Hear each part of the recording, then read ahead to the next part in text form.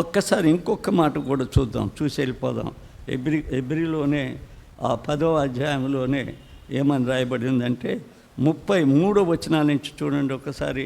32, 30. అయితే మీరు వెలిగింపబడ్డ మీదట శ్రమలతో కూడిన గొప్ప పోరాటం సహించిన పూర్వదినములు జ్ఞాపకం తెచ్చుకునుడి. ఒక విధముగా చూచితే మీరు నిందలు బాధలు అనుభవించు చేత 10 మందిలో ఆరాటపడతారు. మరి ఒక విధముగా చూచితే వాటిని అనుభవించిన వారై పాలివారైతిరి. ఏలయనగా మీరు ఖైదులో ఉన్న వారిని కరుణించి మీకు మీరే శ్రేష్టమైన నదియు స్థిరమైనదియు స్వాస్థమైనదైన ఎరిగి మీ ఆస్తిని కోల్పోయి సంతోషము నింపుకుంటుంది. అంటే ఆ సంఘం తన ఆస్తిని కూడా ఇచ్చేసింది. ఇచ్చేసి తనేం చేసింది అంటే ఒకరిని ఒకరు ఏ విధంగా తమ వాక్యములో బోధింపబడిందో ఆ విధంగా ఉండటానికి ప్రయత్నించడం మనం చూస్తూ ఉన్నాం. కాబట్టి ప్రియులారా, మనం కూడా ఒకరిని ఒకరం పురుగొల్పుకోవాలా, ఒకరిని ఒకరం వాక్యంలో స్థిరపరచుకోవాలా, దేవుని వాక్యంలో ఏముందో ఆ పని చేయాలా. సంఘం అనేది ఒక ప్రత్యేకమైంది. ఆ సంఘాన్ని ఒక ప్రత్యేకమైన ఉంది. అక్కడొక ఈక ఇక్కడొక వీక. కొంతమంది ఇప్పుడు బ్యాప్టిస్ట్ చర్చ్ వాళ్ళు తమ యొక్క ఇల్లు బ్యాప్టిస్ట్ చర్చా కాదు అనిపిస్తుంది. మనం ఒక దిక్కకి వెళ్తే వాళ్ళు ఒక ఈక పెంచుకోస్తోంది, ఇంకొక ఈక బిలివర్ది, ఇంకొక డ్రెస్ వచ్చి సిఎస్ఐ వాళ్ళది. ఒరే ఏం పడుబుల్లురా మీరు, మీ ఇంటి పేరు బిచ్చాడు కొట్టుకున్నారు. దేవుడి ఇంటి వారు కదా మీరు. అక్కడ ఒక ఈక ఇక్కడ ఒక ఈక తీసుకుని తగిలించుకుంటే ఏం సరిపోద్ది? ఈకలు తగిలించుకునేవాళ్ళు. ఆ ఈకలు ఉంటాయా? ఆ తగిలించుకునే ఈకలు ఉంటాయా? అవి ఉండవు. ఒక స్టాండర్డ్లోకి రావాలి, ఒక స్థిరత్వంలోనికి రావాలి. అందుకే కొలసి పత్రిక 2:6 అంటాడు, విశ్వాసమందు మీరు స్థిరులుగా ఉండండి అంటాడు. 6:7 విశ్వాసమందు మీరు స్థిరులుగా ఉండండి అంటాడు. విశ్వాసంలో మనం స్థిరులుగా ఉండాలి. కాబట్టి ఆ అస్థిరత ఎలా మనం పోగొట్టుకుంటే కష్టం. నీవే కాదు, పెద్ద పెద్ద సంఘాలు పోగొట్టుకున్నాయి. చూద్దాం ఒకసారి గలతీ సంఘం దగ్గరికి వద్దాం మనం. వాళ్ళు ఏం చేశారు చూడండి. 3వ అధ్యాయం దగ్గరికి రండి. గలతీ 3:1 నుంచి చదువుతాను. ఓ అవివేకులైన గలతీయులారా, మిమ్మును ఎవరు భ్రమ పెట్టాను? కొంతమంది భ్రమ పెడుతున్నారు. ఎవరు భ్రమ పెట్టాను? సిలువ వేయబడినట్లు యేసుక్రీస్తు మీ కనుల ఎదుట ప్రదర్శించను కదా. ఇది మాత్రమే మీ వలన తెలుసుకొని కోరుచున్నాను. ధర్మశాస్త్ర సంబంధమైన క్రియలు ఆత్మను పొందితరా, లేక విశ్వాసము విషయములో పొందితరా? మీరింత అవివేకులారా. మొదట ఆత్మానుసారముగా ఆరంభించి ఇప్పుడు శరీరానుసారంగా పరిపూర్ణులు కాలేరు. మొదటేమో మీ బిగినింగ్ బాగుంది, ఎండింగ్లోకి వచ్చే లోపలికి ఏమైపోయిందంటే శరీరానుసారం. అంటే మా పక్కింటి వాళ్ళని చూసి నేను నేర్చుకోవాలా, మేము ఇంకొక ఆయన్ని చూసి నేర్చుకోవాలా, ఇంకొక ఆయన్ని చూసి ఇంగ్లీష్ నేర్చుకోవాలా, గ్రీకు తెలుగు ఎందుకు ఇవన్నీ? నేను అన్నీ వదిలేసుకున్నా. ఒక్క భాషలో యేసుక్రీస్తుని అర్థం చేసుకుంటే చాలదా? ఒక్క భాషలో యేసుక్రీస్తుని మన మధ్యలో ఉండమని ప్రకటిస్తే చాలదా? అన్నీ చేసుకొని ఇంగ్లీష్ నేర్చుకుని ఇది ఇట్ట ఇరబోసుకొని తర్వాత స్టైల్గా ఇప్పుడు ఆడపిల్లలు కూడా ఇక్కడ వరకు వేసుకొని వస్తున్నారు, నిక్కర్లు స్కర్ట్లు వేసుకొని వస్తున్నారు. మన ఒక తాడేపల్లె చర్చి యానివర్సరీకి పోతే విచిత్రమైన డ్రెస్సులు వేస్తున్నారు. పాపం ఇంగ్లీష్ మీడియంలో చదువుతున్నామని చెప్తున్నారు. ఇంగ్లీష్ మీడియంలో మీరు చదివితే చర్చి ఇంగ్లీష్ది కాదులే అని చెప్పాను నేను. ఇది యేసుక్రీస్తు చర్చి, యేసుక్రీస్తులాగా ఉండాలి కదా. మనం చాలా వరకు కొన్ని దిక్కుల అక్కడక్కడ తాడిపాలెంలే కాదు, ఏదో ఒక ఊర్లో ఆ ఊర్లోకి పోయినప్పుడు అంతా వెస్టర్న్ స్టైల్. ఇంకొక కైరు ఎట్టుందో తెలుసా?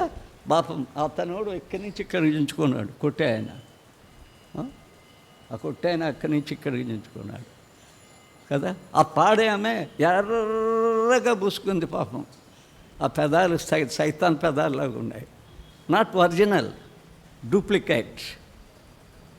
డూప్లికేట్ పూసుకుని వచ్చి పాట పాడుతుంది. డూప్లికేట్ ఎవరు పాడమన్నారు? ఆ డూప్లికేట్ పెదవుల ఆమెని.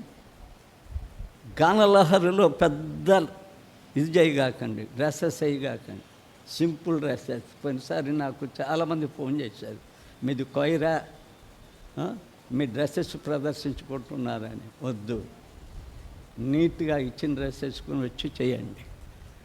డిసిప్లిన్. మన దేశ సంస్కృతి మనం కాపాడాలి. మన భారతదేశంలో నేను అమెరికాలో ఉన్నప్పుడు కూడా, పాస్టర్గా పనిచేసినప్పుడు కూడా భారతదేశ సంస్కృతినే మాట్లాడా. నా పంచ కట్టుకుని పోయా, నా షర్ట్ వేసుకుని పోయా. I'm Indian. మాకు భక్తి ఉంది, శక్తి ఉంది, అంతా ఉంది. వాళ్ళు ఏమో డబ్బులు ఇస్తారనుకుంటాడు, ఒట్టిదే. తలమాసినోడికి ఇచ్చేది వాళ్ళు, తలమాసినోడికి అబద్ధ లెక్కలు రాసేవాడికి ఇచ్చేది వాళ్ళు. ఇంకా వాళ్ళు డబ్బులు ప్రేమతో మళ్ళాగా ఇస్తారనుకున్నారా? నో. వాళ్ళ తాడు వాళ్ళకి చేస్తే ఏమవుద్ది అంటే, ప్రభుత్వంలో వాళ్ళకి పనులన్నీ కట్ అయిపోతాయి.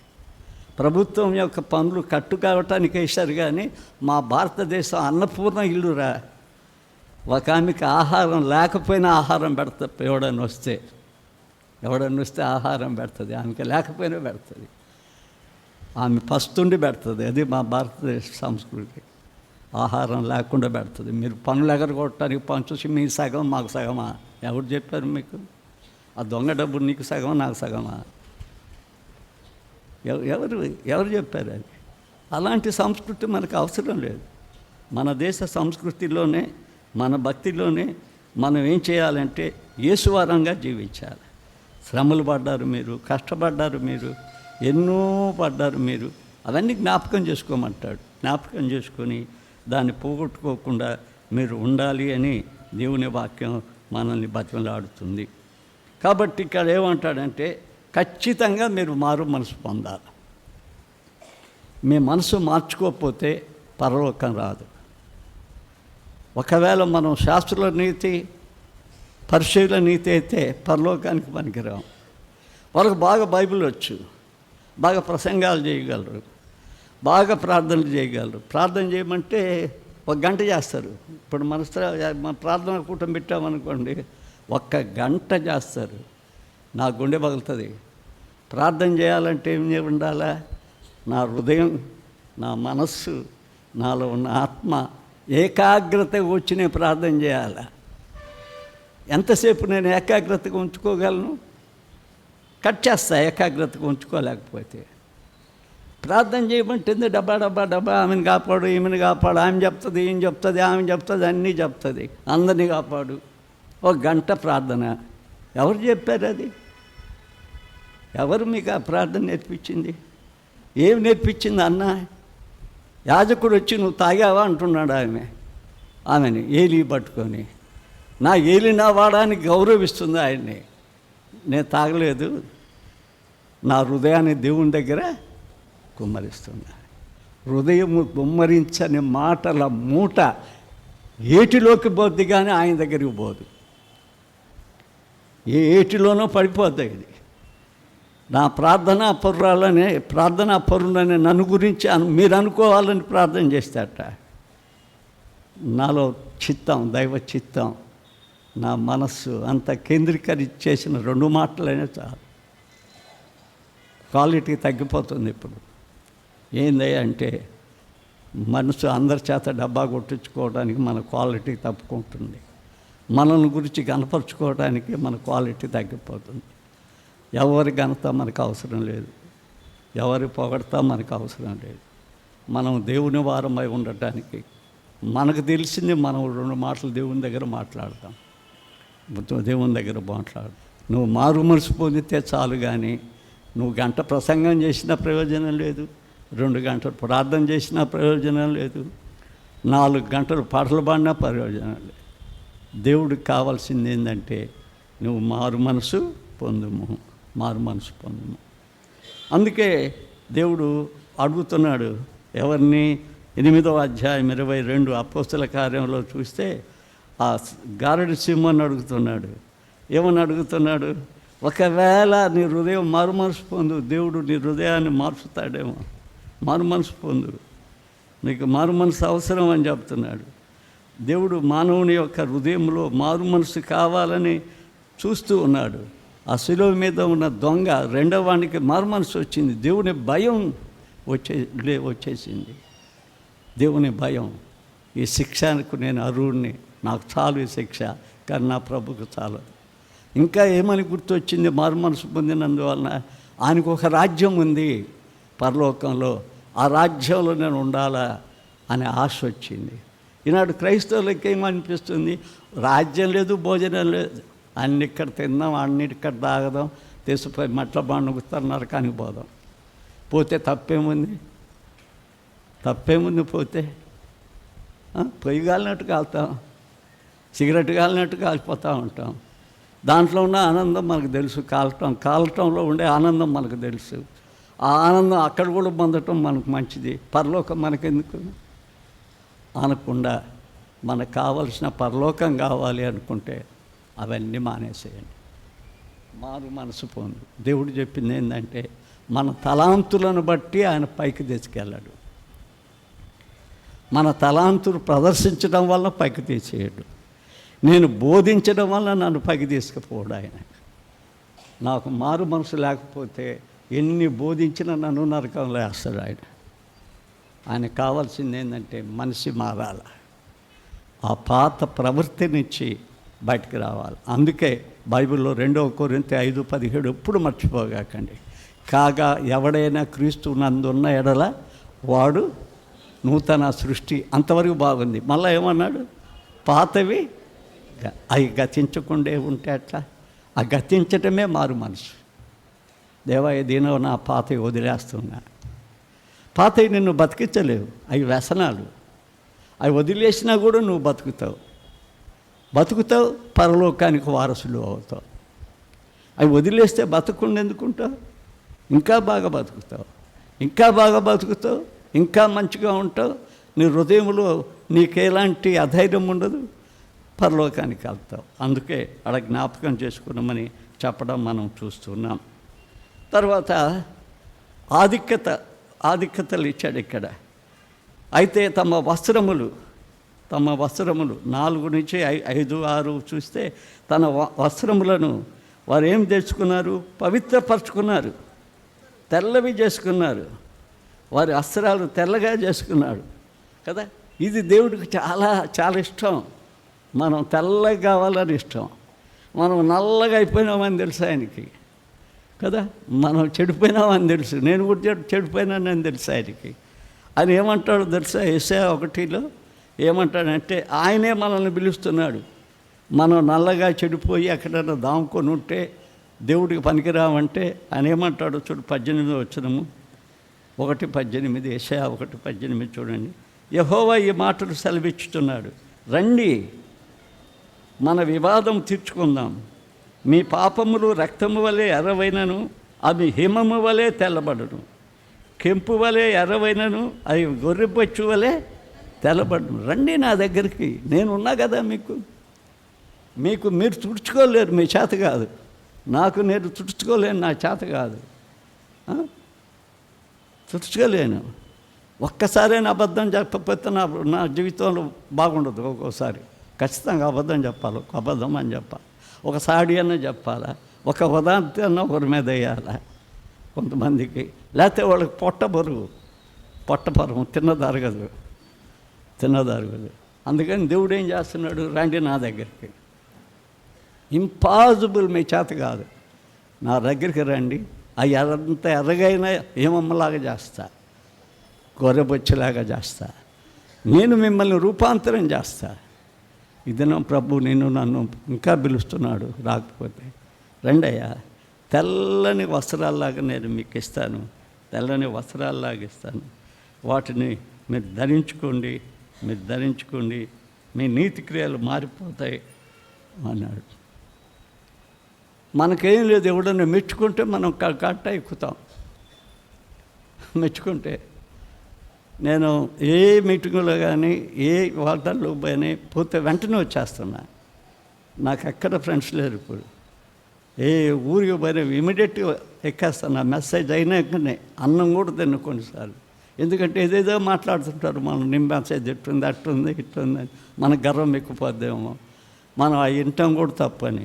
బైబిల్లో ఏముందో చూడండి, 2 కొరింథీ 10:18 ప్రభువు మెచ్చుకున్నవాడు యోగ్యుడు కానీ తనను తానే మెచ్చుకున్నవాడు యోగ్యుడు కాడు.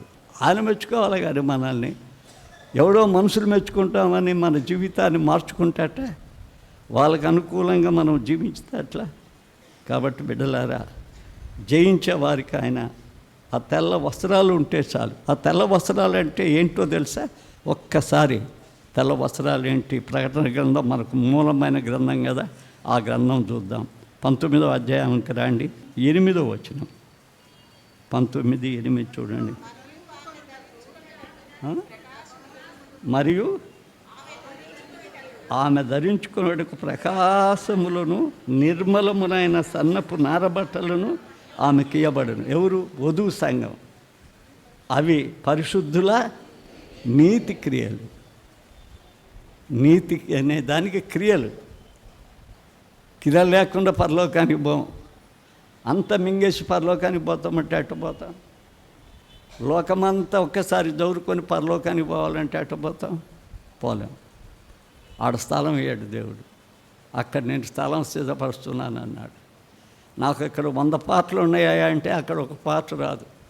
ఈ 100 నీకే ఇచ్చేస్తాను ప్రభా, నా ఒక్కటి నాకు ఏమంటే కూడా ఇడు. ఆయన స్థలాన్ని అక్కడ సిద్ధపరుస్తున్నాడు. అక్కడ ఉండాలి అంటే ఆయన సన్నని నారపు బట్టలు ఇస్తాడు, మంచి వైట్ డ్రెస్ ఇస్తాడు. తర్వాత ఏం చేస్తాడు? నీ నీతి క్రియలు ఉన్నట్టయితే ఆ పరలోకంలో ఉండటానికి ఆయన స్థలం ఇస్తాడు. రెండవది ఏమంటే, జీవగ్రంథములో అతని పేరు ఎంత మాత్రమును తుడిచిపెట్టను అంటాడు. ఆయన పేరు ఎంత మాత్రం నేను తుడిచిపెట్టను. జీవగ్రంథం అనేది ఒకటి ఉంది, చూసారా? మోసే కాలంలోనే ఉంది. నిర్గమాకాండం 32 మోసే మాట్లాడిన మాటలు 32, 33. అయ్యో, ఈ ప్రజలు గొప్ప పాపము చేసిరి. వారు బంగారు దేవతను తమ కొరకు చేసుకొని అరణ్యమును నీవు వారి పాపములో ఒకవేళ పరిహరించని ఎడల నీవు రాసిన నీ గ్రంథము నుండి నా పేరు ఏం చేయమంటాడు? తుడిచివేయమంటాడు. దానికి యేసు ఒప్పుకోడు. అందుకు యెహోవా, ఎవడు నా ఎదుట పాపము చేసినో వాని పేరే ఆ గ్రంథం నుండి కట్టేస్తా. మోసే నీ పేరు కొట్టేయండి, ఆ పేరు కొట్టేస్తా. జీవ గ్రంథంలో మన పేరు రాయబడకపోతే ఇంకా ఏ గ్రంథంలో రాయబడుతుంది మన పేరు? చూడండి బైబిల్లో ఏ గ్రంథంలో రాయబడుతుందో. ఒకటేసారి మనం ప్రకటన గ్రంథంలోనికి వద్దాం, 20వ అధ్యాయంలోనికి వద్దాం. ఆ 20వ అధ్యాయంలో 12 నుంచి చదువుదాం. 12 నుంచి పక్కనే ఉంది కదా 20వ అధ్యాయం. మరియు గొప్పవారేమి కొద్దివారేమి మృతులైన వారందరూ ఆ సింహాసనం ఎదుట నిలబడి ఉండుట చూచితిని. అప్పుడు జీవగ్రంథం ఇప్పబడిను.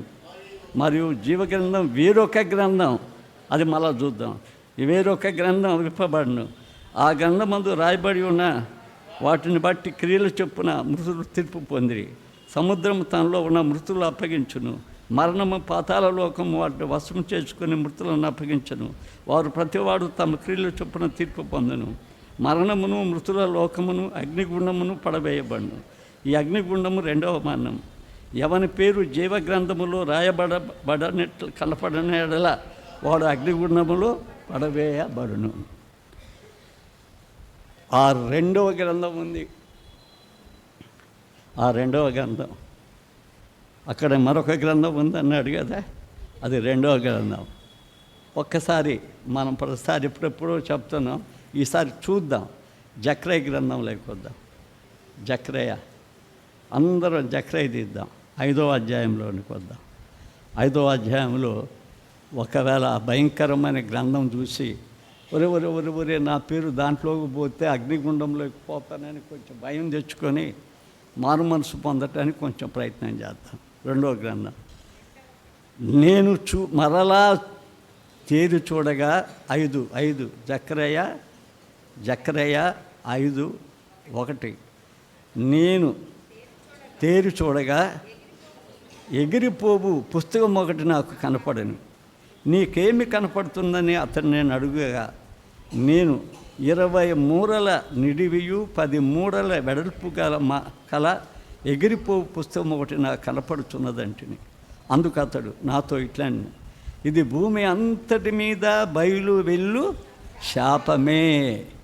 ఆ గ్రంథం ఒక శాపం, అది ఎగిరిపోతుంది. దానికి తటస్థ నిశ్చయిత అంటే అక్కడ జీవగ్రంథం ఎగరదు, ఇది ఎగురుతుంది, అదిరి పడుతూ ఉంటుంది, ఎగిరిపోతూ ఉంటుంది. ఆ గ్రంథం ఎగిరిపో పుస్తకం అంటారు దాన్ని. అది శాపమే, పుస్తకం ఒకటి కనబడను చున్నది. అందుకు అతడు నాతో ఇట్లా. మూడవది, భూమి అంతటి మీద బయలు వెళ్ళు శాపమే, దానికి ఒక ప్రక్క రాసి ఉన్న దాన్ని బట్టి దొంగిలించు వారందరూ కొట్టివేయబడదురు. రెండవ ప్రక్కన రాసి ఉన్న దాన్ని బట్టి అప్రమాణకులు ఉందురు, కొట్టివేయబడదురు.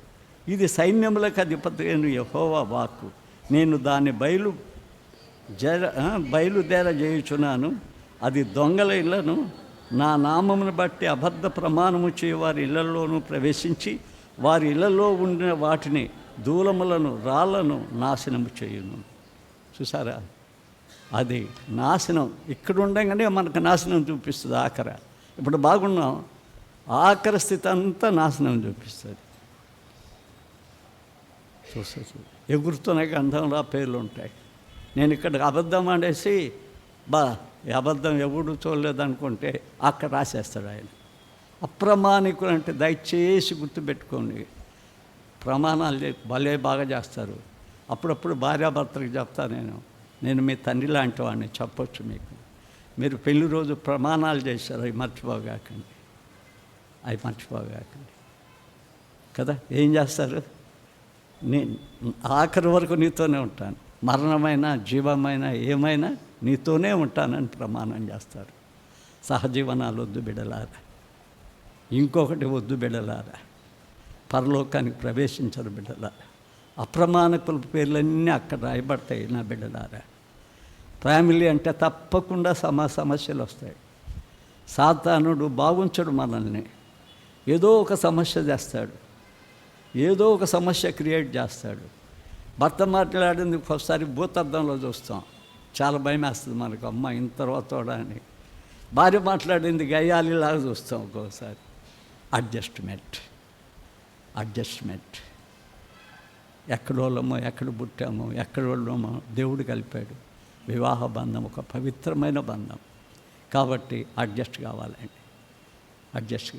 ఎందుకంటే అప్రమాణికుల లెక్కలో మనం రాకూడదు, ఎందుకంటే అప్రమాణికులు అనేవాళ్ళు దేవుని దగ్గర పనికిరారు. అప్రమాణికులు దేవుడి దగ్గర పనికిరారు. వారి గ్రంథం రాయబడింది, వారు నాశనం చేయబడ్డారు. అబద్ధం కూడా కదా, అబద్ధం కూడా. హిందువులో ప్రాణం పోయేటప్పుడు అబద్ధం ఆడమంటాడు, ధర్మశాస్త్రం చెప్తుంది వాళ్ళకి. మనకు అట్టు కూడా చెప్పదు, అబద్ధమే ఆడవద్దని చెప్తాడు. ఎందుకంటే అబద్ధం అనేది మరొకసారి మీకు చూపిస్తా. యోహాను సువార్త 8:44, మీ తండ్రి యగు అపవాది సంబంధుడు, మీ తండ్రి దురాశలు నెరవేర్చు గోరువాడు, ఆది నుండి వాడు నరహంతకుడు, సత్యమందు నిలుచువాడు కాడు, వారి యందు సత్యము లేదు, వాడు అబద్ధమాడుట తప్ప తన స్వభావం అనుసరించియే మాట్లాడతాడు. వాడి పేర్లు కొట్టుడైబడతాయి. చూసారా, జీవగ్రంథములో మై పేర్లు రాస్తానంటాడు. కాబట్టి బిడ్డలారా, దేవుని వాక్యం చదువుతూ హెచ్చరిస్తూ దేవుని వాక్యాన్ని చదవండి. నేను నా హెచ్చరిక కోసం చెప్పడం లేదు, మీరు చదవాలని నేను చెప్తున్నా. నాకు బైబిల్ అయిపోయింది, ఒకసారి చదివి మళ్ళా ఈరోజు ఆదికాండం నుంచి బిగిన్ చేస్తా. ఈ దినం మళ్ళా ఆదికాండం నుంచి బిగిన్ చేస్తా. దేవుడు బ్రతికించినంత వరకు చదువుతా, మధ్యలో తీసేసుకుంటే ఏం చేయలేను. ఆయన బ్రతికించిన వరకు చదువుతా. మొన్న రాత్రి 3 గంటలకు వచ్చాను. ట్రావెల్లో చదవటానికి వీల్లేదు. 3 గంటలు చదివి మీ ఇద్దరం ప్రార్థన చేసుకొని 3 గంటలప్పుడు పండుకున్నాం. అలవాటు చేస్తే అలవాటు అయిపోద్ది బిడ్డలాగా. మీరు అలవాటు చేస్తే చదవకుండా ఉండలేరు. అదే మనకు వచ్చింది, అలవాటు చేయండి, మంచిగా చేయండి. ఎందుకంటే ఇక్కడ కొంతకాలమే బతుకుతాం. ఇది మన శాశ్వతమైన భూమి కాదు. ఇక్కడ ముందు బతికినంత యవన కాలంలో బతికినట్టు కూడా బతకం. మనం ఎదుగుతుంటే మన రూపం పోద్ది, ఎదుగుతుంటే కాళ్ళు నొక్కలు వస్తాయి, నడవలేము. ఇంకా కొంతకాలం పోతే కర్ర పట్టుకోవాల్సి వస్తుంది.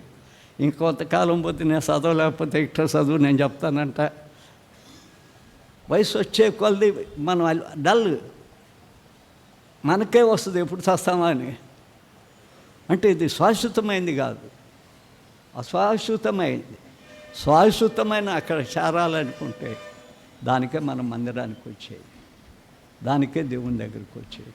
దానికే కొంచెం కఠినమైన బాణాలు మన దగ్గర దూరితే దాన్ని మనం ఒప్పుకుందాం.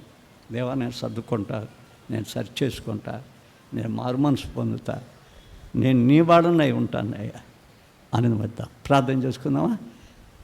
ఒక్క నిమిషం ఇస్తా. తల ఉంచి, దేవా, నేను నీ వాడనై ఉంటా. నాకు ఏ జాతి లేదు, కులం లేదు, ఏ వ్యక్తి కూడా నాకు లేడు. నేను అందరినీ పురిగొల్పుతా. ఎవరెవరిలో ఉన్న తలాంతులన్నిటినీ ఒకే కుటుంబంలా వాడుకుంటాను. నేను ఒకరు మేము విమర్శించుకోకుండా ప్రేమించుకుంటాం, క్షమించుకుంటాం.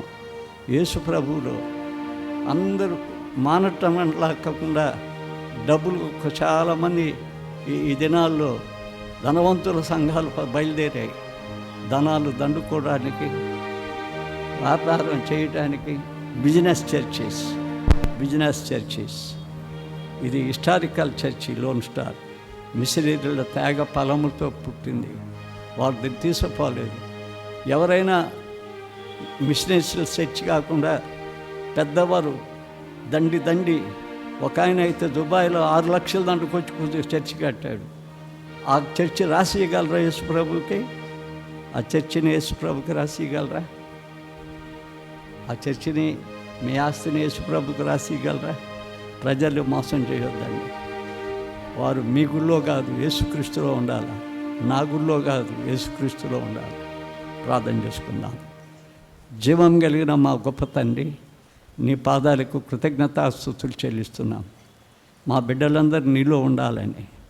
ప్రభుదాసులో ఉంటే ఏం చేయలేడు. నీలో ఉంటే నువ్వు పరలోకం ఇవ్వగలవు. నీ వాక్యంలో మేము నిలిచి ఉండాలి, నీ సత్యంలో మేము నిలిచి ఉండాలి, జాగ్రత్తగా ఉండాలి. వాడు గర్జించే సింహం వలె మా దగ్గరికి వస్తాడు. ఎవరిని పట్టుకుందామని తిరుగుతూ ఉంటాడు. మేము బలహీనపడవద్దు. వాడు తోడేల వలె గుర్రపు చర్మాన్ని గట్టుకొని మమ్మల్ని మోసం చేస్తాడు. కాబట్టి మోసపోకుండా ఉండాలి. నీవు మాకు జ్ఞానం దయచేయండి. ఏది సత్యం, ఏది రమ్యం, ఏది యోగ్యం, ఏది పవిత్రమైంది, ఏది జ్ఞానం గలదో మాకు నేర్పించండి నాయన, మాకు నేర్పించండి.